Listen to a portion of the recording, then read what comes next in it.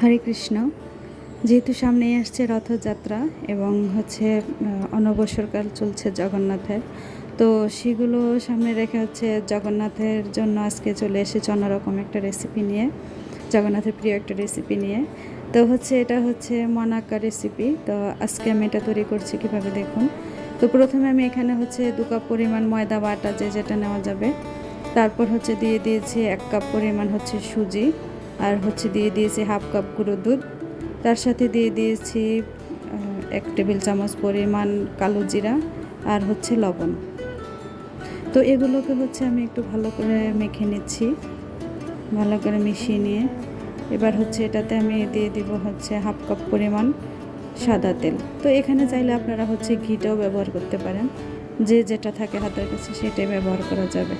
তো এবারে আমি তেলটা দেওয়ার পরে এবার তেলটাকে ভালো করে এটার সাথে একটু ময়ান করে নিব।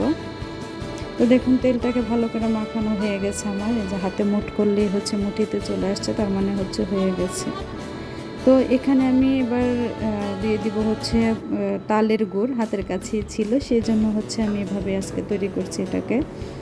তো তালের গুড়টা দিয়ে দিচ্ছি এখানে প্রায় 1 কাপ পরিমাণ তালের গুড় ছিল আমার।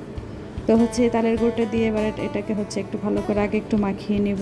তো এখানে আপনারা চাইলে চিনিও দিয়ে দিতে পারেন, বা অনেক সময় অনেকে দেখা গেছে পরে এটাকে কি বলে যে গুড় গরম করে ওভাবে পাকিয়ে নেয়। তো আমি এটাকে আজকে এভাবে ব্যবহার করছি। এবারে এটাকে আমি গোলাবো, আমার কাছে ছিল লিকুইড দুধ। তো লিকুইড দুধ দিয়ে আমি অল্প অল্প পরিমাণ করে দিয়ে এবার এটাকে একটু মোটামুটি শক্ত করে একটু ডোয়ের মতো তৈরি করে নিব। তো দেখুন আমার এখানে ডোটা তৈরি হয়ে গেছে যেরকম। এবার আমি এটা 10 মিনিটের জন্য এটাকে আমি ঢাকা দিয়ে একটু রেস্ট রেখে দিব। তো 10 মিনিট পর ফিরে এসেছি। তো দেখুন আমার ডোটা একদমই সেট হয়ে গেছে, তো রেডি আমার ডোটা। এবারে এটাকে আমি বেলে নিব।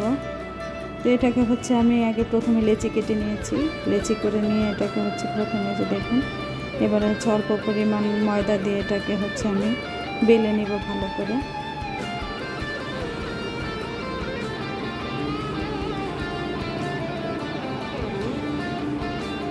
তো বেলার সময় এটা কিন্তু একদমই ঝামেলা হয় না ততটা, কারণ এটা আমি এত বেশি পাতলা করব না। দেখুন মোটামুটি একটু ভারী থাকবে, মনাক্কা যেই টাইপের হয় সেরকম।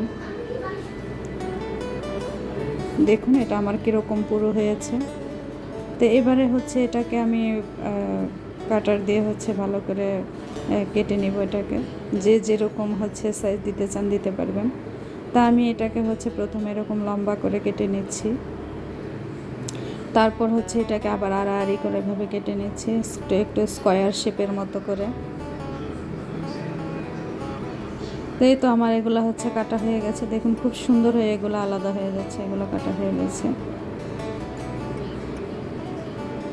তো রেডি এগুলো আমার। এবারে আমি ভাজতে চলে যাব। তো এগুলোকে আমি ডিপ ফ্রাই করব। তো ডিপ ফ্রাই করার জন্য এখানে আগে আমি কড়াইতে তেল গরম করতে দিয়েছি। তো এবারে আমার সেই কেটে রাখা মনাক্কাগুলোকে আমি এবার তেলে দিয়ে দিচ্ছি। এবারে এটাকে আমি একটু অল্প আঁচে রেখে, চুলার আঁচটা একটু অল্প রেখে এভাবে নেড়ে চেড়ে ভেজে নিব। তো দেখুন এগুলো আমার একদম ভাজা হয়ে গেছে, কেমন একটা বাদামি রং চলে আসছে। তো এই তো রেডি আমার মনাক্কা। এবারে তুলসী দিয়ে ভগবানকে ভোগ নিবেদন করেন। আশা করছি জগন্নাথ খুব পছন্দ করবে এভাবে তৈরি করে দিলে। তো এভাবে করে বানিয়ে অবশ্যই কমেন্টে জানাবেন, একটা লাইক দিয়ে দিবেন। হরে কৃষ্ণ।